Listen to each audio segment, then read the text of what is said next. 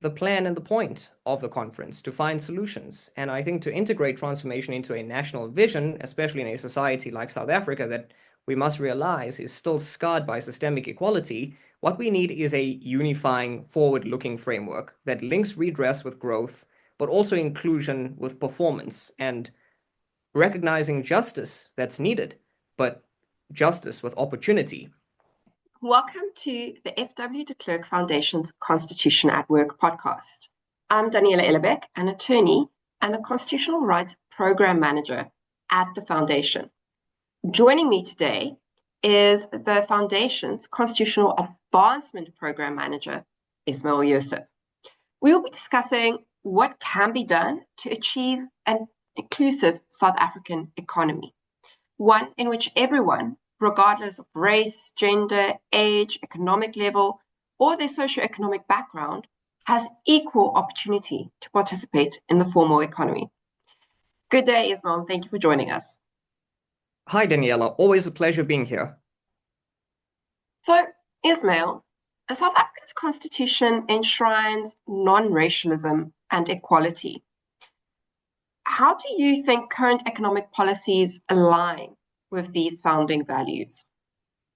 I think it is a question of immense importance. When we look at South Africa's economic policies, and we see that while framed in the language of redress and transformation, these policies often fall short of the deeper constitutional values of non-racialism, but also of equality, and not just equality, but of substantive equality. Now, let's go back to the basics. Section 1 of the Constitution identifies non-racialism as a founding value. Section 9 calls for measures to advance those disadvantaged by unfair discrimination. But the principle is that such measures must be reasonable. They must also be targeted, and they must also be time-bound, not permanent instruments of exclusion. Now, currently, we have many economic policies. BEE is one of them. Triple BEE and employment equity regulations, for instance, are implemented today in ways that risk entrenching new forms of racial preference without a clear trajectory towards non-racialism. And they also sometimes fail the test of outcome-based justice. For instance, we still, to this day, continue to see high levels of poverty and unemployment among Black South Africans, especially young Black South Africans, despite 3 decades of transformation policies. And that's a sign that we've been pursuing the right intentions, but through the wrong instruments. So real alignment with the Constitution then means economic redress must evolve towards what? Towards class and opportunity-based inclusion, and must be built on a foundation of shared citizenship rather than perpetuating racial categorization. So, Ismail, you mentioned quite a few elements there for a transformation policy to be constitutional. Could you perhaps just recap those for our listeners and what each of them means, please? Absolutely. For a transformation policy to be constitutionalism in general means adhering to the foundational values of the Constitution. I refer here specifically to Section 1 of the Constitution. I refer specifically to the constitutional values of non-racialism, but also of equality. Now, that constitutional value of equality must also be tied into the Section 9 Bill of Rights right to equality, and not just equality per se, but substantive equality. And by that, I mean that these measures need to be reasonable. They need to be targeted. They must not exclude anybody through their implementation. And therefore, when we have such policies like BEE and we have policies like economic employment regulations, we have to ask ourselves whether or not these link up to those standards, those same standards that were posited by the court in the Minister of Justice versus Van Heerden case. So the Constitutional Court, who led by Justice Dikgang Moseneke, articulated 3 key elements that any affirmative action or any remedial measure must meet to be consistent with the constitutional vision of substantive equality. What are these 3 requirements for substantive equality? Firstly, the measure must target persons or categories of persons actually disadvantaged by past discrimination. And so what does this require? It requires a clear identification of who the beneficiaries are and proof that they were indeed disadvantaged by apartheid or by systemic historical discrimination. But secondly, that the measures must be specifically designed to protect or advance these persons, that the policy or program must have an intended purpose to uplift the targeted group. It must be designed in a way that reasonably aims to achieve advancement, not merely symbolically and not merely politically even. And thirdly, the measures must promote the achievement of equality. And so this simply means that the policy must be forward-looking. It must actually contribute to building a more equal society. It must not create any new forms of exclusion. It must not entrench elite capture. It must not perpetuate inequality under the guise of redress. Now, when we have these measures, and I mentioned the Transformation Fund as another example of this, we have to ask ourselves whether or not they've lived up to those constitutional standards.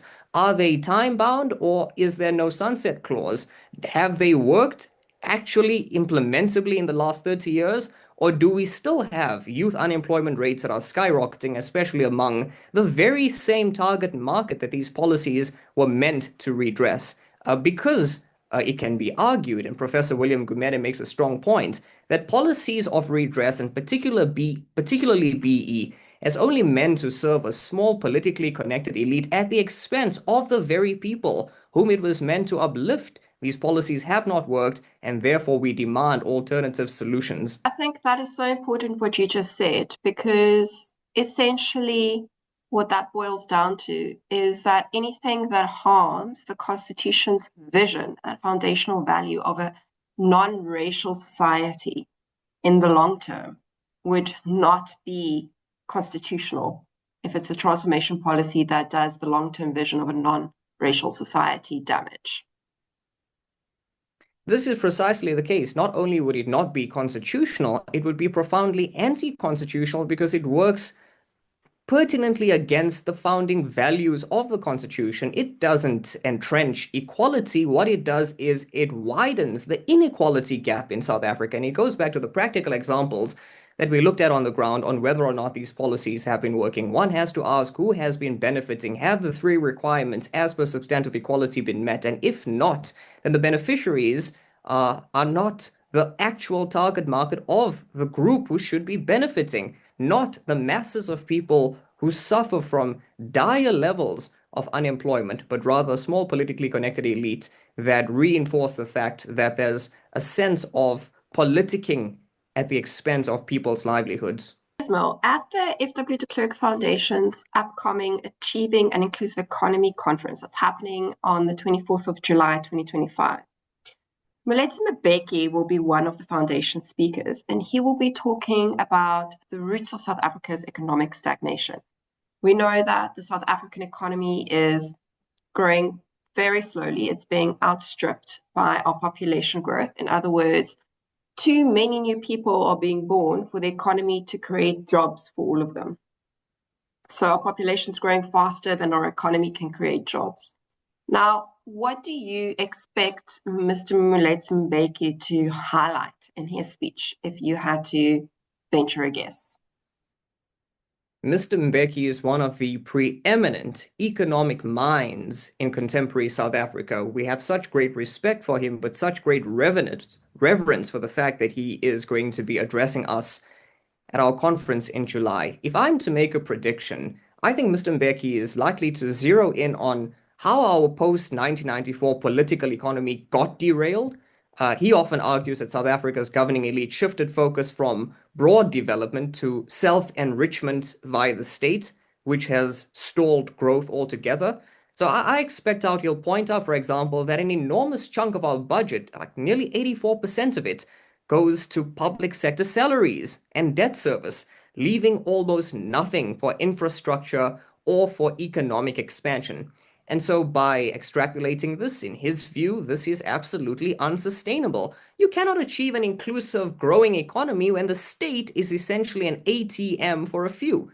And so I predict that Mr. Mbeki will also discuss how policy uncertainty and how hostile stances towards businesses have scared off investors. I think already of Starlink, for instance. He's cited the fight between the government and the mining industry as an example.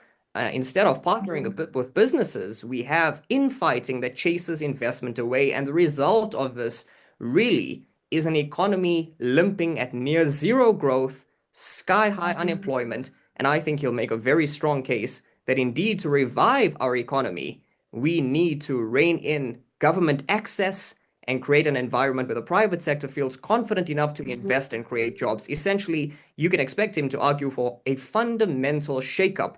Cut the patronage, adopt policies that reward entrepreneurship, get the government working with business rather than at cross purposes. Only by doing so can we move from stagnation to a real, growing, inclusive economy. Ismail, you have also written that South Africa's informal economy or shadow economy, so basically the township economy, the one that's not regulated, is not a threat, but that it's an opportunity. Why do you think the informal economy has been so overlooked in government's national policy, and what are the risks if government continues to ignore it? Well, I think the informal economy has been heavily underrated. The informal economy has often been viewed as a tax evasion risk or as a problem to be policied. But I believe that, in fact, the informal economy is the very heartbeat of survival for millions of South Africans. If you think about spaza shops, if you think about street vendors and informal mechanics, I think that this informal sector contributes to the livelihoods of millions of South Africans who find absolute barriers to the formal economy, especially in underserved areas. But because it operates outside of formal tax, because it operates outside of proper regulatory systems, it is unfortunately overlooked in macroeconomic policy and in budget planning. And I think this oversight really reflects a top-down policy mindset. We tend to plan from the boardroom, not from the backyard. And I think the risk of ignoring the informal economy is twofold. The risk of ignoring the formal economy is this, that first, we miss an enormous opportunity for inclusive growth. Informal businesses, we must remember, if supported properly, can scale, can create jobs, can contribute to local development. But secondly, if we fail to support businesses in this informal economy, we only entrench the inequality that has been dogging us for so long. We also deepen distrust in formal institutions. It's the haves against the have-nots. And what we also do is we push economic activity further into the shadows. What we really need is a policy shift that sees the informal sector not as illegal, but as pre-legal, as a pre-legal space of potential that must be legitimized through access to finance, through simplified compliance, through secure trading spaces, through local support networks. This is exactly what the FW de Klerk Foundation has been advocating for, to have the informal sector recognized, formalized, so that it can be a platform for growth, especially for young people who, with degrees that would command a top job in the formal sector, find themselves positively contributing to their communities, but doing so from a position that I would like to see as a springboard in the informal economy to the boardrooms where they should be. Ismail, you mentioned that South Africa's economic policies often manage decline rather than driving renewal. What are some examples of this mindset in action, and how can we shift South Africa's economy towards a more opportunity-driven approach, especially now with what you've just highlighted about South Africa's informal economy being an untapped opportunity? Absolutely. And I think the problem, pervasive as it is, stems from the mindset that we are always reactive in our approach. We're never proactive, we're never forward thinking. And because of this, we miss a lot of these missed opportunities, and in so doing, fail to fill in the gaps of potential that should take us from where we currently are to where we need to be. So an example of managing decline is the persistent use, for instance, of bailouts of failing SOEs, failing state-owned enterprises. Now, rather than restructuring state-owned enterprises, or even better, introducing private partnerships, and on that note, I must commend the work of Operation Vulindlela. I do believe that that is one glimmer of hope. But instead of doing that, we seem to be fixated on damage control. But another focus also is on redistribution without parallel investments in productivity. It is one thing to invest in companies, in businesses, even in the economy, but it is another thing altogether to invest in skill development, especially among young people. So we debate how to divide the economic pie more equitably, yes, but we do not debate on how to grow that pie in this place. We also tend to focus on risk avoidance in regulation. For instance, we have labor laws that are designed to prevent abuse, but in so doing, they can discourage hiring, for instance. So, what we need to do is to shift gears. We need policies that reward initiative. We need policies that foster entrepreneurship. We need policies, especially policies aimed towards young people building growth hubs, right? So we need investment in high potential sectors like green tech. It's something that we've not looked at yet. Agro processing, digital services.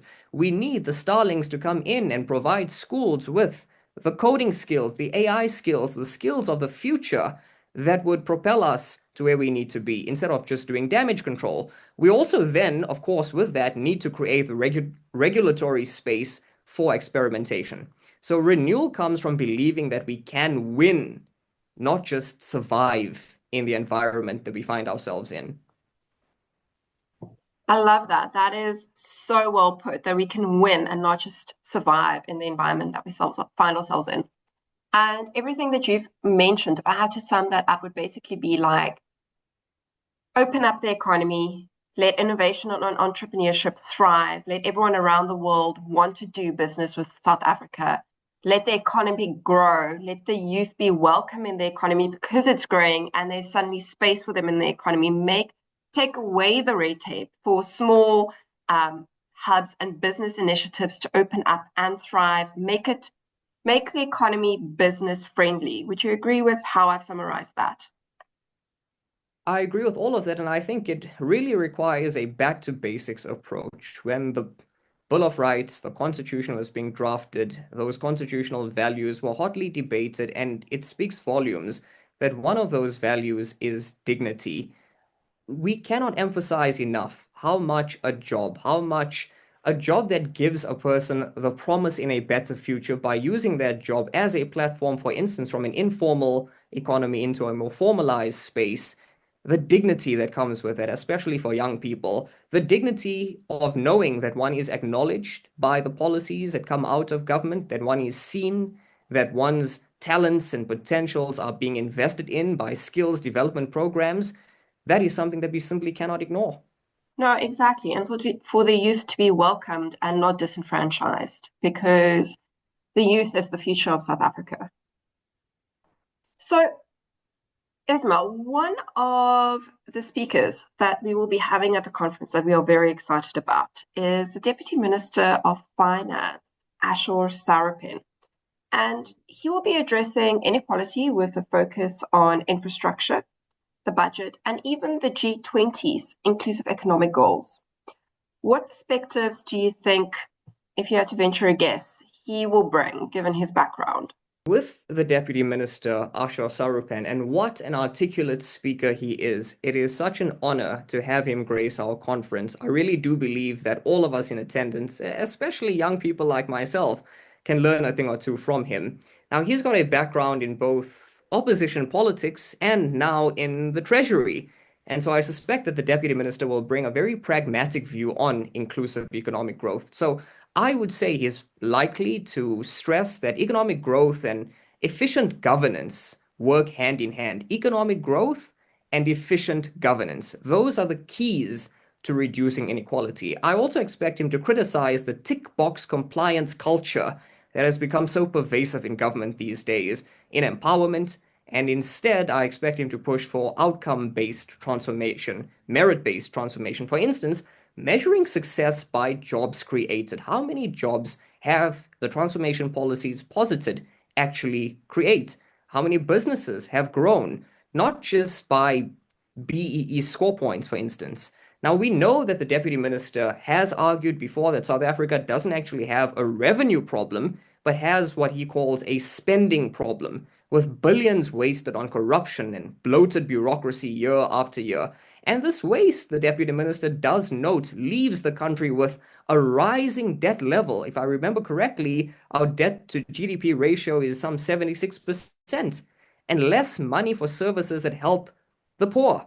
So at the conference, I suspect the deputy minister will certainly highlight some reforms to eliminate waste systematically, to free up resources for infrastructure, education, healthcare, and in fact, government has indeed in this instance earmarked 1 trillion rand for infrastructure investment in energy and transport and water over the medium term, a plan that the deputy minister will indeed frame as vital for job creation and for economic growth. But I do suspect that the deputy minister may also champion structural changes that I spoke of earlier, like cutting red tape for businesses, fixing Eskom and other SOEs, partnering with the private sector, rather than endlessly bailing out these failing SOEs. And given his recent public statements, the deputy minister will also probably underline the need to reform our onerous labor laws that hinder, in his words, job creation and business growth. And I do expect him to provide us with a balance that protects workers and encourages hiring. All of these measures, fiscal discipline, infrastructure development, pro-growth reforms, all of this tie in very neatly into his theme that sound economic management is pro-poor. Sound economic development is pro-poor. So by controlling debt and waste, more funds can then go to the social wage, because currently only 61% of non-interest spending goes towards grants in education and healthcare.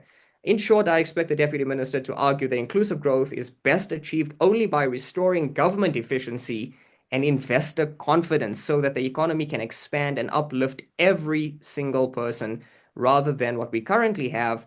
What we currently have is the ever stricter racial quotas and state spending that benefits a few to the exclusion of the many. Even in your answer there, you've been critical of the current transformation policies, such as broad-based Black economic empowerment, commonly known as Triple BEE, in its current form. And again, you have been very clear that you are pro an inclusive economy, pro substantive equality, all of that. Now, you've suggested that these current transformation policies benefit politically connected elites rather than the broader-based population, and that's why you're against them. And you've written about equity equivalent programs as an alternative to Triple BEE, ownership quotas. Now, what do you see as the core structural flaws in the current transformation policies, such as Triple BEE, and how it's being implemented? And how can South Africa scale these equity equivalent program alternatives model while still ensuring accountability and impact?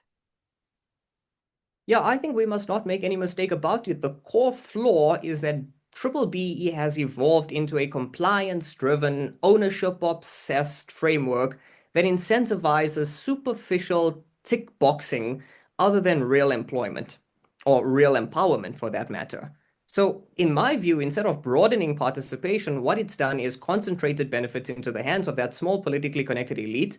And I say this stating that studies have shown that a disproportionate share of BEE deals have gone to a small group of recurring beneficiaries. Professor William Gumede has noted recently that as much as 1 trillion rands have been concentrated through BEE into the hands of just 100 politically connected elite beneficiaries. What does this do? It undermines the very legitimacy and the intent of the policy. Another flaw of this is the lack of outcome tracking. It is shocking that there is no national index that evaluates whether Triple BE has actually reduced inequality, that's actually increased entrepreneurship or improved community well-being. We're flying blind at this moment in time. And so I would say that Triple BE often imposes heavy compliance costs on small businesses that are themselves Black-owned, which ironically makes it harder for them to grow as well. So the current structure has trapped us in a cycle where empowerment is now symbolic and not substantive. And we need to move towards measurable, inclusive, and sector-specific empowerment tools. You're also very correct that we've written a lot at the FW de Klerk Foundation on employment equity and so on. And in this instance, touched on some solutions like the equity equivalent program as a more effective alternative to rigid triple BE ownership quotas. And I like the question that you pose on how South Africa can scale this model while still ensuring accountability and impact. And the question has been asked many times. Triple BE was meant in 2003 through the Triple BE Act to be a redress measure, and it was noble in intent, yes. And if we are to move away from the Triple BE model, we must do so while still keeping intact the intention to redress people who've been unjustly, historically oppressed. Now, there is a solution to this, the equity equivalent program. This double EP, this equity equivalent model, allows multinationals that cannot meet ownership targets because of global listing rules, because of structure, or simply because they don't want to give away large chunks of their company to invest in initiatives that build real empowerment. In other words, to invest in their communities, to use the same amount of money that they would have given away in terms of an ownership fee to one beneficiary to invest instead in communities that might benefit hundreds of beneficiaries. And these might include funding enterprise development, training Black engineers, supporting STEM education. But the key here is that the impact is tangible, is measurable, is seen in the communities out of which these businesses operate by utilizing the equity equivalent program and not triple BE. Now, to scale the equity equivalent program, we would then need a national framework that incentivizes local firms to opt into similar models, not just multinationals. This could include tax incentives, give tax breaks to companies who utilize the equity equivalent program, public recognition as well, or procurement benefits for firms that deliver real audited empowerment outcomes beyond just ownership. And there is an accountability component. To ensure accountability, we must also require annual reporting, third-party evaluation, clear market metrics linked to socioeconomic upliftment, and that really is the key, socioeconomic upliftment, not just individual benefit. Socioeconomic upliftment in this case would mean jobs created, SMEs incubated, skills developed in the communities from which these businesses operate. Ismail, you mentioned that often the transformation policies are hurdles to actual small Black-owned businesses. Please, could you give some examples just to clarify for our listeners and viewers why it is that you say so?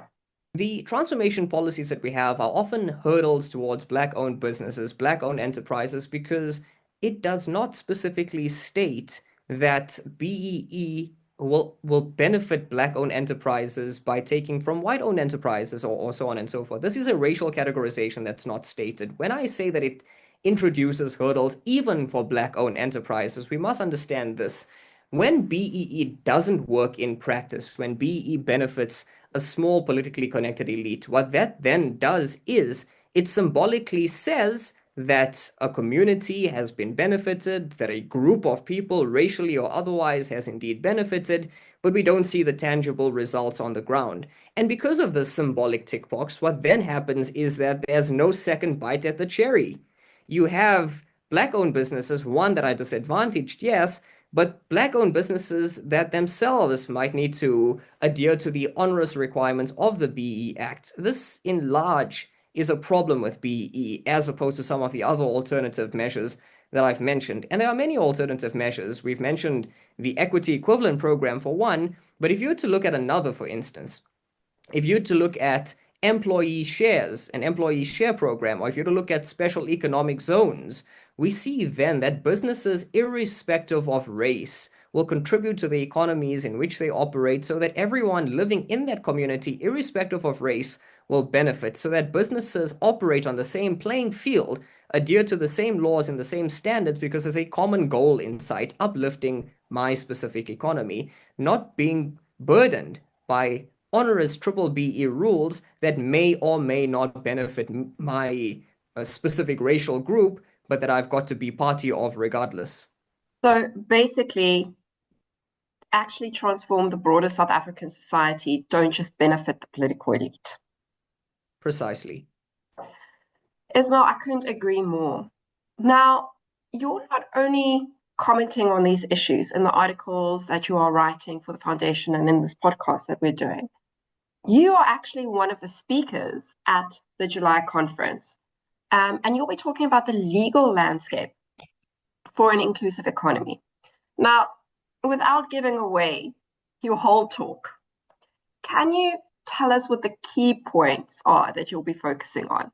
Well, thank you very much, Daniela. And yes, I will try my best not to spoil my entire presentation. But in essence, my focus will be on how our legal and policy framework needs to evolve to truly support an inclusive economy. Now, one major point is the distinction between formal compliance and substantive impact. We have a lot of well-meaning laws like BBE, like labor protections, but the question is, are they actually delivering equality and inclusion, or are they just tick boxes? This is an exploration and endeavor to look at the legal lay of the land. I'll also talk about how the Constitutional Court's vision of equality is substantive equality, meaning that we must look at outcomes and real empowerment, not just quotas and paperwork. So, for example, I'll examine BBE through a constitutional lens. Section 9.2 of the Constitution then becomes very important. Because Section 9.2 of the Constitution allows for affirmative action measures, yes, to advance the disadvantaged, but there are indeed conditions that these measures must be designed to actually help those who need it, shouldn't be arbitrary or perpetual. Now, in my view, some of the current BBE policies completely flunk this test. I'd say that they've enriched that small politically connected elite and lack clear targets and sunset clauses. And so I'm very eager to want to mention that the BE Commission itself has warned about this tick box culture, where companies meet the letter of the law, say by doing a quick ownership deal or a short-term training program, but we are not seeing the needle move on real issues like employment or new black entrepreneurs. I will then suggest that what we need to do as a country is to rethink empowerment criteria from a legal perspective as well. Perhaps the introduction of a transformation index that measures things like jobs created, SME growth, community investment, rather than just the percentages of ownership. Now, on the labor law side, I think a key point that I'd like to mention is how to balance worker protections with flexibility to hire. Balancing worker protection with flexibility to hire, especially for small businesses. The current legal framework can be very, very onerous for employers, which can inadvertently lock out work seekers, job seekers, because firms won't just take on more staff if it's too risky or costly to let them go during downturns. And so I'll discuss ideas like simplifying dismissal processes for petty misconduct or probation periods and enabling more exemptions for small and micro enterprises from some collective agreements within constitutional bounds, of course. It is important to note that I am not advocating for a free-for-all workers' rights are protected in the Constitution, but I do believe that there is room in our law for smart regulations that encourage job creation while still preventing abuse. And my last word on the matter is that a big element of my talk will be about the constitutional value of non-racialism, how that must inform our approach to an inclusive economy. It ties into what Prof. Gomede and others will be saying about the need to shift from that race-based paradigm into a class or needs-based paradigm over time. Ismail, I can't wait to hear you talk. I am already very, very, very interested. So, seeing as you have now done all of this research, if you had to design a 5-year roadmap for South Africa to become an inclusive economy that is transformed and achieving substantive equality, what would your top 3 priorities be and why? It's a very good question, and I'm very happy to answer that question because as a young person, indeed, we must realize the future that we inherit will be the future that we find ourselves not just living and surviving in, but hopefully thriving in. And on that note, I think before even delving into the actual answer itself, it's very necessary for us to analyze how our contemporaries have done it. How have our peer nations in the world navigated these challenges? What best practices can we learn? Now, one of the main fundamental points that I'd like to state as one of the 3 is that the private sector has an absolutely catalytic role to play. They cannot be excluded. the private sector has the capital, has the networks, has the platforms to scale impact far beyond what the state can do alone. So in youth employment, firms can then learn to create learnerships and mentorships and pipelines and preferential hiring for first-time work seekers. That's number one. But secondly, we must not turn a blind eye to a future that eagerly waits to absorb our skills and talents so that we can utilize it to our full potential. That's point number two. We need to use the private sector to keep up with our peers in the rest of the world. Digital access is what I'm talking about, for instance. This can help fund infrastructure in undeserved areas and support free and low-cost data initiatives, especially for education and entrepreneurship. And here I want to mention a very practical example of what the FW de Klerk Foundation has been doing. The FW de Klerk Foundation has been involved in the National Dialogue.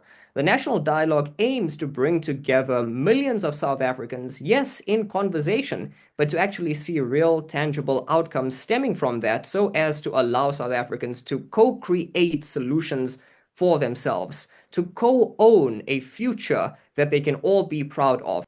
The best and most efficient way to bring people, millions of South Africans together, to co-own their destinies, to co-create a future in which they can all be proud, is to partner with the private sector, to allow the private sector to give citizens of South Africa the digital access that they need to dialogue, yes, but to create a better future. So broadly speaking, we can extrapolate that to the economy as a whole. The first point is that we need the private sector. The second point is that we need skills development. We need skills development also looking at things that we've lacked in our economy thus far. The digital economy, the digital divide, digital access. But the third point, so the answer, Daniela, would then be that apart from this, we also need development in our townships. I think Kazi-nomics must be at the heart of what we do. Businesses should see opportunities, not risks, in looking at informal economies. Township economies, I think, are absolutely vibrant and growing. And I think what's needed there is tailored investment, real supply chains, mobile banking kiosks, e-commerce hubs. You start to see how all of the three bullet points I've mentioned tie into each other. Corporate South Africa then must shift from a CSRS charity mindset to a shared value creation mindset. We must understand this. Investing in communities is not just something that's moral, it's something that's smart in business terms as well. So a truly inclusive economy will then emerge when public goals and private incentives align to serve the same vision, building prosperity from the ground up. Ismail, those are three really amazing priorities when you put them together like that. They definitely paint a picture of a vibrant, thriving South Africa where the Constitution and its values become a reality for everyone, and everyone is an equal participant in building South Africa up into a wonderful nation. Now, last question for this podcast. With all these perspectives that we've spoken about, the law, policies, economics, investment, coming together, how do we integrate transformation that achieves substantive equality, labor law, and inclusive growth into a cohesive national vision? And what do you hope this conference will achieve in that regard? I think it's a very important question because indeed that is the plan and the point of the conference, to find solutions. And I think to integrate transformation into a national vision, especially in a society like South Africa that we must realize is still scarred by systemic equality, what we need is a unifying, forward-looking framework that links redress with growth, but also inclusion with performance, and recognizing justice that's needed, but justice with opportunity.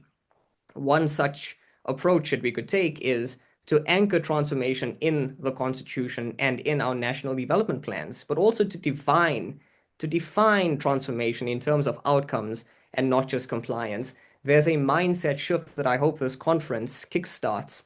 A rational vision must shift from those tick boxes that I've mentioned into developmental outcomes, real outcomes for real people on the ground. We must start to ask ourselves, not just at a policy level, but at a socioeconomic level. How many jobs have been created? How many small businesses have been scaled? How has income inequality changed on the ground? Are the youth in jobs? Are those jobs affording them the dignity they deserve? Something else I think is that we need to use a class-based and needs-based targeting system because we, as constitutionalists, as the FW de Klerk Foundation that is so grounded in constitutionalism, look at the Constitution and understand what comes out of the Van Heerden judgment, for instance, and we understand that that warns that transformation must advance the disadvantaged, but must not become a perpetual racial quota system. What the conference must do is give us the semblance of an idea that race must give way to socioeconomic indicators as proxies for disadvantage. So we must introduce blended equity measures that prioritize township growth.